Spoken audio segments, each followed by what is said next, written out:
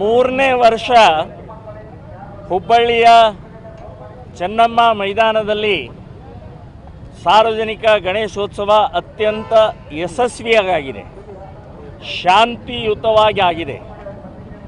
So ನಾವು ಹಿಂದೂಗಳು ಶಾಂತಿ ಪ್ರಿಯರು, ಸೌಹಾರ್ದ ಪ್ರಿಯರು, ಯಾವುದೇ ಗದ್ದಲ ಗೊಂದಲ ಗಲಾಟೆ ಇಲ್ಲದೆ ನಮ್ಮ ಸ್ವಭಾವವನ್ನು ಇಲ್ಲಿ ತೋರಿಸಿದ್ದೀವಿ. ಸಾಕಷ್ಟು ಜನ ಇಲ್ಲಿ ಆದರೆ ಗಲಾಟೆ ಆಗತ್ತೆ, ಬಹಳ ದೊಡ್ಡ ಗಲಭೆ ಆಗತ್ತೆ, ಬೆಂಕಿ ಹತ್ತತ್ತೆ ಅಂತನ್ನುವಂಥದ್ದು ಇತ್ತು. ಅದೆಲ್ಲ ಸುಳ್ಳಾಗಿದೆ. ಸೊ ಮೂಲತಃ ಹಿಂದೂಗಳು ನಾವು ಶಾಂತಿ ಪ್ರಿಯರು ಅಂತನ್ನುವಂಥದ್ದು ಒಂದು ಸಂದೇಶವನ್ನು ಹುಬ್ಬಳ್ಳಿಯ ಚೆನ್ನಮ್ಮ ಮೈದಾನದ ಮೂಲಕ ಒಂದು ಸಂದೇಶವನ್ನು ಕೊಟ್ಟಿದ್ದೀವಿ. ಮತ್ತು ಎಲ್ಲ ವಿರೋಧಿಗಳೂ ಕೂಡ ಇವತ್ತು ನಮ್ಮ ಜೊತೆಗೆ ಕೈ ಜೋಡಿಸಿದ್ದು ಇದೊಂದು ಒಳ್ಳೆಯ ಸಂದರ್ಭ ಅಂತನ್ನುವಂಥದ್ದು ಹೇಳ್ತೀನಿ. ಎಲ್ಲಿ ಶಕ್ತಿ ಇರುತ್ತೆ ಅಲ್ಲಿ ಭಕ್ತಿ ಇರುತ್ತೆ.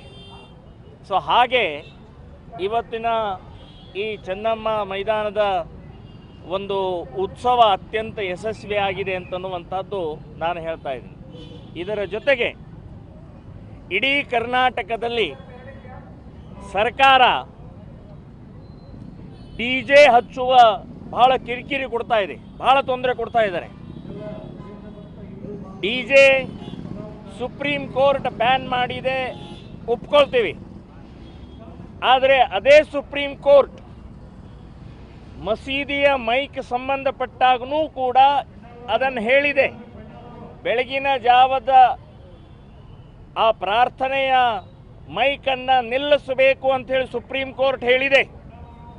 ಅದನ್ನು ಸರ್ಕಾರ ಅದರ ಬಗ್ಗೆ ಯೋಚನೆ ಮಾಡೋದಿಲ್ಲ, ಅದರ ಬಗ್ಗೆ ಕಾನೂನು ಕ್ರಮ ತಗೊಳ್ಳೋದಿಲ್ಲ, ಅದರ ಬಗ್ಗೆ ಸುಪ್ರೀಂ ಕೋರ್ಟಿನ ಮಾತನ್ನು ಹೇಳೋದಿಲ್ಲ. ವರ್ಷಕ್ಕೆ ಒಮ್ಮೆ ಮಾತ್ರ ಗಣೇಶೋತ್ಸವದಲ್ಲಿ ಅತ್ಯಂತ ವಿಜೃಂಭಣೆಯಿಂದ ಇಲ್ಲಿ ಯಾವುದೇ ಜಾತಿ ಮತ ಪ್ರಾಂತ ಭಾಷೆ ಪಕ್ಷ ಭೇದ ಇಲ್ಲದೆ ಒಟ್ಟಾಗಿ ಒಂದಾಗಿ ಮಾಡುವಂಥ ಈ ಕಾರ್ಯಕ್ರಮದಲ್ಲಿ DJಗೆ ಪರ್ಮಿಷನ್ಗೆ ಬಹಳ ದೊಡ್ಡ ಕಿರಿಕಿರಿ ಕೊಡ್ತಾ ಇರುವಂಥ ಸರ್ಕಾರಕ್ಕೆ ಧಿಕ್ಕಾರ ಹೇಳ್ತಾ ಇದ್ದೀನಿ ನಾನು. ಸೊ ನಾನು ಹೇಳೋದು ಅದನ್ನೂ ಕಾನೂನು ಪಾಲಿಸಿ ಇದನ್ನೂ ಕಾನೂನು ಪಾಲಿಸ್ತೀವಿ ನಾವು. ಮಸೀದಿಯ ಮೈಕಿನ ಸಂಬಂಧಪಟ್ಟಾಗ ಮಾತನಾಡದೆ ಬಾಯಿ ಮುಚ್ಕೊಂಡಿರ್ತೀರಿ, ಇನ್ನು ನಮ್ಮ ಹಿಂದೂಗಳ ಹಬ್ಬಕ್ಕೆ ಮಾತ್ರ ನಿಮ್ಮ ಕಿರಿಕಿರಿ ಯಾಕೆ ಅಂತನ್ನುವಂಥದ್ದು ಕೇಳ್ತೀನಿ. ನಾನು ಎಲ್ಲ ಕರ್ನಾಟಕದ ಎಲ್ಲ ಗಣೇಶ ಮಂಡಳಿಯವರಿಗೆ ಹೇಳ್ತಾ ಇದ್ದೀನಿ, DJ ಒಂದೇ ಅಲ್ಲ ಡಬಲ್ DJ ಹಚ್ಚಿ ಆನಂದವಾಗಿ ಮಾಡಿ ಅಂತನ್ನುವಂಥದ್ದು ನಾನು ಆಹ್ವಾನ ಕೊಡ್ತಾ ಇದ್ದೀನಿ.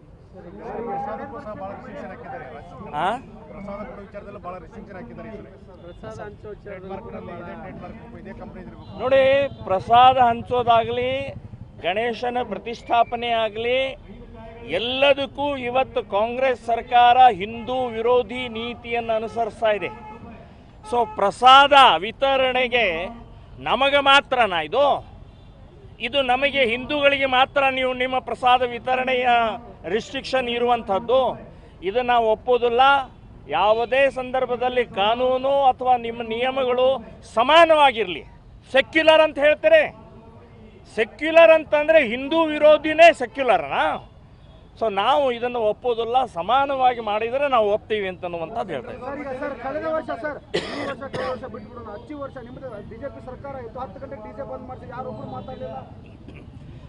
ನೋಡಿ, BJP ಅವರೇನು ಸಾಚ ಅಲ್ಲ, ಬರೀ ಹಿಂದೂಗಳನ್ನು ಉಪಯೋಗ ತೋಳ್ತಾ ಇದ್ದಾರೆ ಅಷ್ಟೇ ವಿನಃ.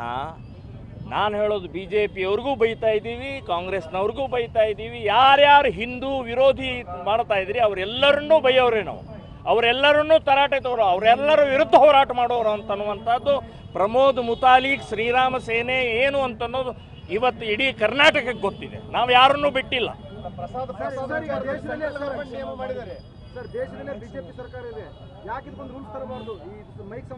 ಯಾವುದು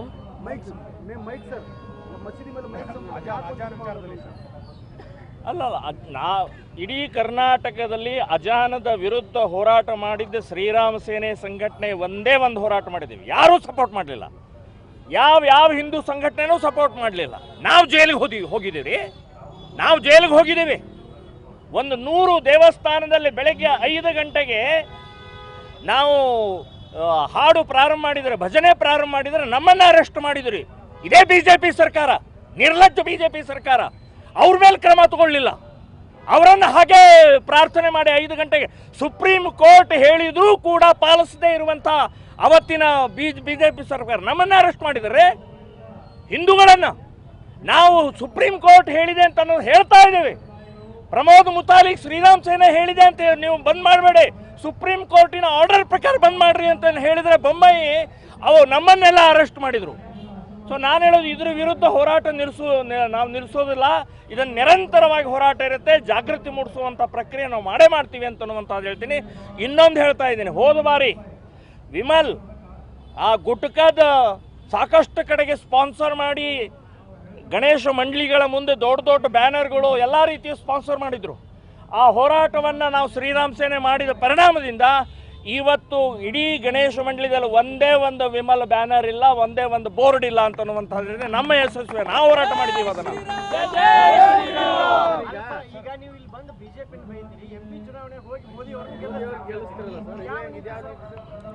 ನೋಡಿ, ಮೋದಿ ನಮಗೆ ಬೇಕು. ಈ ಲೋಕಲ್ ಏನು ಒಂದು ಸ್ಟ್ರಕ್ಚರ್ ಇದೆ, MP MLA ರಾಜಕೀಯ ಇದು BJPಯ ಪಕ್ಷ ಏನಿದೆ, ಇವರು ಕೆಟ್ಟು ಹೋಗಿದ್ದಾರೆ. ಮೋದಿ ಕೆಟ್ಟಿಲ್ಲ. ಮೋದಿ ಇವತ್ತು ನೇತೃತ್ವ ನಮಗೆ ಬೇಕು, ನಮ್ಮ ದೇಶಕ್ಕೆ ಬೇಕು, ಜಗತ್ತಿಗೆ ಬೇಕಾಗಿದೆ ಇವತ್ತು. ಹಾಗಾಗಿ ನಾನು ಮೋದಿ ಅವಶ್ಯಕತೆ ಇದೆ. ಮೋದಿ ಇಲ್ಲದೆ ಇದ್ದರೆ ಈ ರಾಹುಲ್ ಬರ್ತಾನೆ, ದೇಶವನ್ನು ಮಾರಾಟ ಮಾಡುವಂಥ ರಾಹುಲ್ ಬರ್ತಾನೆ. ಅದಕ್ಕೆ ನಾವು ಮೋದಿನ ಸಪೋರ್ಟ್ ಮಾಡಿದ್ದೀವಿ ಅಂತನ್ನುವಂಥದ್ದು ನಾನು ಹೇಳ್ತಾ ಇದ್ದೀನಿ. ಸರ್, ಈ ಆಜಾನು ನೀವು ಕರ್ನಾಟಕದಲ್ಲಿ ಅಂತ ಹೇಳಿದ್ರಿ, ಈ ಆಜಾನು ಕೇವಲ ಕರ್ನಾಟಕಕ್ಕೆ ಸಂಬಂಧ ಇಲ್ಲ, ಇಡೀ ದೇಶಕ್ಕೆ ಸಂಬಂಧ ಇಲ್ಲ. ಮೋದಿ ಅವರಿದ್ದಾರೆ, ಯಾಕೆ ಇದಕ್ಕೊಂದು ಕಟ್ಟುನಿಟ್ಟಿನ ಆದೇಶ ಮಾಡಬಾರ್ದು ಅಂತ ನೀವು ಮೋದಿ ಬಗ್ಗೆ ಪ್ರಚಾರ ಮಾಡೋದು ನೀವೇ. 100ಕ್ಕೆ 100 ಕೇಂದ್ರ ಸರ್ಕಾರಕ್ಕೂ ಕೂಡ ಇದರ ಅಜಾನ್ ಸಂಬಂಧಪಟ್ಟಾಗೆ ಗಮನಕ್ಕೆ ತರ್ತೀವಿ. ಕೇಂದ್ರ ಸರ್ಕಾರಕ್ಕೆ ನಾವು ಒತ್ತಾಯವನ್ನು ಮಾಡ್ತೀವಿ, ಆಗ್ರಹವನ್ನು ಕೂಡ ಮಾಡ್ತೀವಿ. ಗಣೇಶ ಪ್ರತಿಷ್ಠಾಪನೆಯಲ್ಲಿ ಶ್ರೀರಾಮ್ ಸೇನೆ ಬಹಳ ಮುಖ್ಯ ಪಾತ್ರ ವಹಿಸಿತ್ತು. ಇತ್ತೀಚೆಗೆಲ್ಲ ಸೈಡ್ ಲೈನ್ ಆಗ್ತಿದೆಯಾ ಅಂತ. ಮೆರವಣಿಗೆಯಲ್ಲಿ ಕೂಡ ತಾವು ಬರಲಿಲ್ಲ, ತಮ್ಮ ಕಾರ್ಯಕರ್ತರು ಅಷ್ಟಾಗಿ ಕಾಣಿಸ್ಕೊಳ್ಳಿಲ್ಲ, ಬರೀ ರಾಜಕೀಯಕ್ಕೆ ಮಾತ್ರ ನಿಮ್ಗೆ ಉಪಯೋಗಿಸ್ತಿದ್ದಾರೆ ಸ್ಥಳೀಯ ನಾಯಕರು. ಈಗ ನೋಡಿ, ಒಂದು ಸ್ಟ್ರಕ್ಚರ್ ಇದೆ, ಒಂದು ಕಮಿಟಿ ಇದೆ. ಆ ಕಮಿಟಿಯ ಮಾರ್ಗದರ್ಶನದಲ್ಲೇ ನಡೀತಾ ಇದೆ. ಸೊ ನಾವು ಮೆರವಣಿಗೆಯನ್ನು ಭಾಗವಹಿಸದೇ ಇರೋದು ಅದಕ್ಕೇನು ಯಾವುದೇ ತಪ್ಪು ಅಭಿಪ್ರಾಯ ಏನು ಬೇಡ. ನಾವು ಇಲ್ಲಿಂದ, ನಾನು ಇವತ್ತಿಗೂ ಕೂಡ ನಾನು ಇಲ್ಲಿಂದ ಚಬ್ಬಿಗೆ ಹೋಗ್ತಾ ಇದ್ದೇನೆ. ಚಬ್ಬಿದು ಕೂಡ ಇವತ್ತೇ ಬಿಡುಗಡೆ ಆಗೋದು. ಸೊ ಹೋದ ಸಲನೂ ನಾವು ಚಬ್ಬಿಗೆ ಹೋಗಿದ್ದೀವಿ, ಚಬ್ಬಿ ಗಣೇಶ ಉತ್ಸವಕ್ಕೆ ಹೋಗಿದ್ದೀವಿ.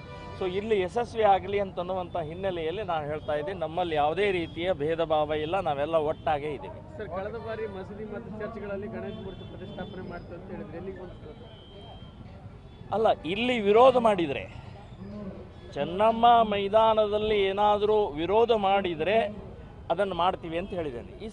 ಅವರು ಸೌಹಾರ್ದದಿಂದ ಈ ಸಲ ಏನು ವಿರೋಧ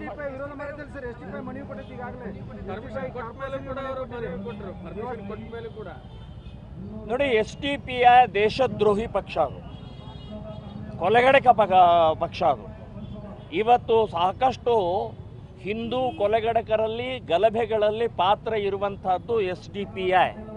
ಸೊ ಹಾಗಾಗಿ SDPI ಸಂಬಂಧಪಟ್ಟಾಗ ನಾನೇನು ಮಾತನಾಡೋ ಅವಶ್ಯಕತೆ ಇಲ್ಲ. ಒಂದು ದೇಶದ್ರೋಹಿ ಅನ್ನುವಂಥದ್ದು ಕೇಂದ್ರ ಸರ್ಕಾರ ಆದಷ್ಟು ಬೇಗನೆ PFI ಬ್ಯಾನ್ ಮಾಡಿದಾಗೆ SDPI ಕೂಡ ಬ್ಯಾನ್ ಮಾಡಬೇಕು ಅಂತನ್ನುವಂಥದ್ದು ನಾನು ಹೇಳ್ತಾ ಇದ್ದೀನಿ.